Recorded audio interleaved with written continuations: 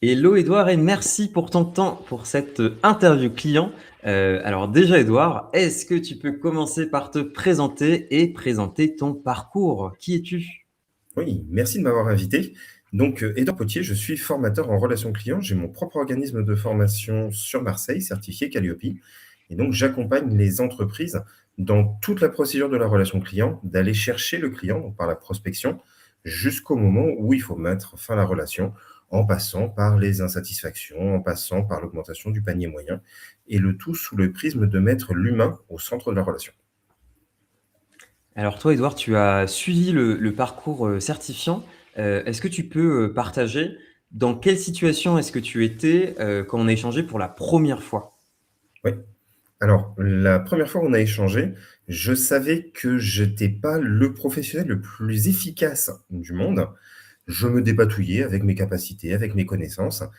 Et quand tu m'en as parlé, ça a directement réagi en moi en me disant: «C'est vrai que je peux optimiser, c'est vrai que je peux être beaucoup plus professionnel dans la conception et l'animation d'une action de formation». Et je me suis dit: «Beh, pourquoi pas tenter? Pourquoi pas le faire?» On se connaissait un petit peu, je connaissais la qualité de ton travail et je me suis dit: «Bah, l'occasion fait le larron, on y va». Ok. Donc plutôt des enjeux d'efficience, d'efficacité.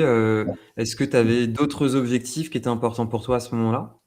Alors, en fait, l'idée, c'est que l'activité augmente de rythme petit à petit et j'avais de véritables goulots d'étranglement dans ma façon de travailler qui faisait que par moment, ça me prenait une semaine pour faire quelque chose qui devrait prendre que quelques heures parce que j'avais pas la méthode, parce que je voulais trop bien faire, parce que j'allais chercher trop dans le détail et que je travaillais beaucoup à l'instinct et bah, il a fallu travailler ça et donc c'est là où vraiment tu m'as énormément aidé.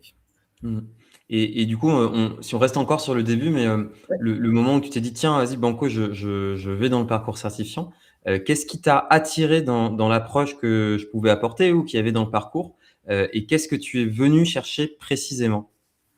Alors, je suis venu chercher de l'efficience parce que je vais avoir la prétention de dire que je connais approximativement mon métier, mais par contre, la difficulté sur certains items était vraiment frustrante et donc, quand tu m'en as parlé, ce que j'ai ressenti, ce que j'ai vu, c'est l'idée d'être beaucoup plus efficace sur par exemple, sur la première partie, sur la relation, comme poser les bonnes questions, aller chercher plus de questions, mieux les structurer, mieux les réfléchir.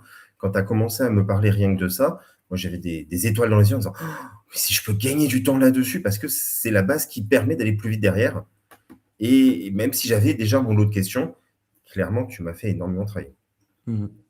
Trop bien. Et donc tu as suivi le parcours avec, des classes virtuelles, du e-learning, de l'accompagnement, personnalisé. Concrètement, qu'est-ce qu'on a pu mettre en place ensemble? Alors il y a eu plein de choses, mais si tu en sélectionnes, allez 3 ou 4 maximum des choses qu'on a pu mettre en place ensemble concrètement? Concrètement, de façon très, très pragmatique, less is more. Ça, c'est un point qui, passer la formation pour savoir ce que c'est les Sismore, mais ça vaut largement le coup. Ça va être la structuration de l'ensemble. Comment est-ce que je scande mon travail du moment où je rencontre mon prospect au moment où la formation est finie et aller chercher les avis sur le court, moyen, long terme. Ça sera le deuxième élément. Le troisième élément, c'est que toute ta formation est pragmatique.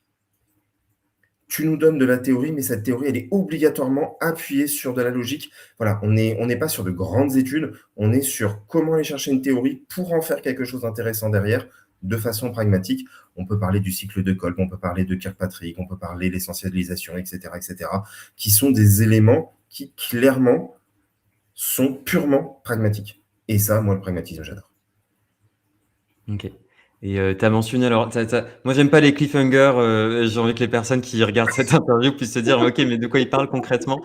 Donc juste, la notion de less is more, pour expliciter, le fait de pouvoir condenser, son contenu, identifier très clairement ses messages clés. Et d'ailleurs, bah, tiens, peut-être que tu peux partager toi, Édouard, pourquoi est-ce que le less is more, il t'a marqué et qu'est-ce que ça a amené comme changement dans ta pratique? Tu l'as mis en numéro 1 en plus. Ouais, mais je pense que, enfin, en tout cas, moi, l'un des problèmes que j'ai, c'est qu'à la fin d'une formation, je voudrais que les apprenants sachent tout.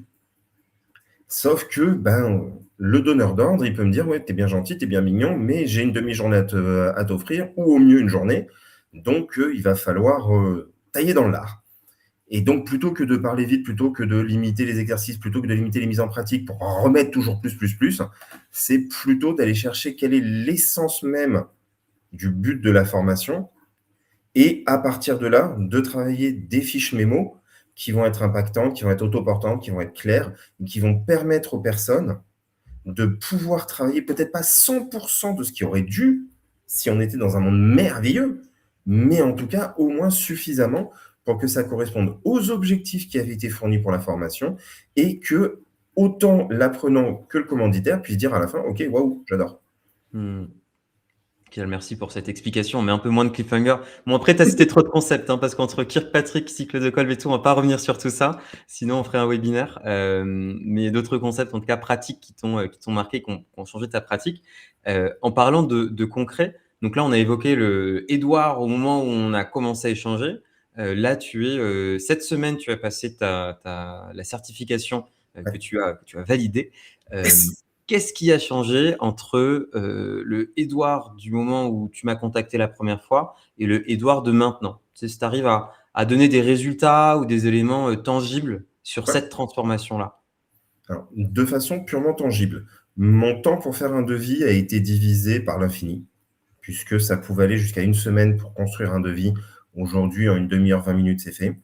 La construction du programme, grâce justement au questionnement des besoins, a été beaucoup, beaucoup plus facile, puisque ça me permet d'aller chercher justement quels sont les messages clés, le temps que j'ai avec un fil rouge.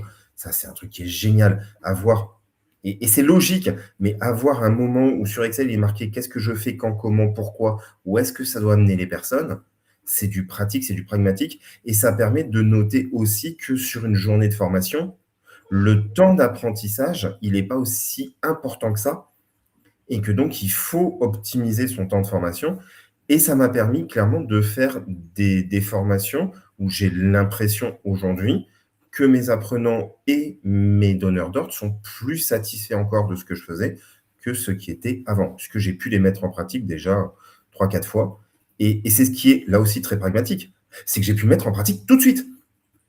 Il n'y a pas besoin de passer 8 ans à réfléchir: «Ah oui, mais ça, comment est-ce que» non, ça se fait naturellement et ça, c'est Mmh. cool. OK. Ouais, donc une meilleure satisfaction, donneur d'ordre apprenant, Et de heu moi. et de toi, ouais, surtout. Génial, pas négligeable. Mais non, Plus de clarté, dans, qu'est-ce que je dois faire pour avoir, une meilleure efficience pédagogique? c'est ça. Et puis derrière, c'est marrant parce que tu parles du devis, on n'a même pas abordé directement la question du devis, Non, mais du coup, c'est toute la méthode, qu'on a vue à côté qui a eu des externalités positives pour, la gestion de ton activité. je confirme, ouais, c'est ça. Ouais, super. Et du coup, qu'est-ce que tu dirais à quelqu'un qui est là, qui hésite encore et qui hésite encore à sauter le pas et qui est en train de comparer, ce parcours certifiant par rapport à d'autres accompagnements ou d'autres formations sur le marché? Alors déjà, il a raison de comparer. C'est très bien, pas de souci avec ça. Maintenant, s'il veut quelque chose d'utilisable, de pratique, de réfléchi, qui va permettre d'avancer et d'avancer facilement avec, allez, petit compliment qui traîne pas, un très bon formateur, eh ben, moi, honnêtement, je me poserai pas la question. C'est si j'avais à le refaire, ce sera avec toi, mais encore une fois, les yeux fermés, sans hésiter, parce que je te l'ai déjà dit plusieurs fois, tu m'as fait craquer le cerveau. Plein de fois, j'avais des certitudes, des logiques, et en discutant avec toi et de façon douce, tu m'as pas abîmé, tu m'as pas forcé, tu m'as pas obligé, mais tu m'as démontré le côté utile de faire autrement. Et donc, un bon formateur, une bonne formation, parfait.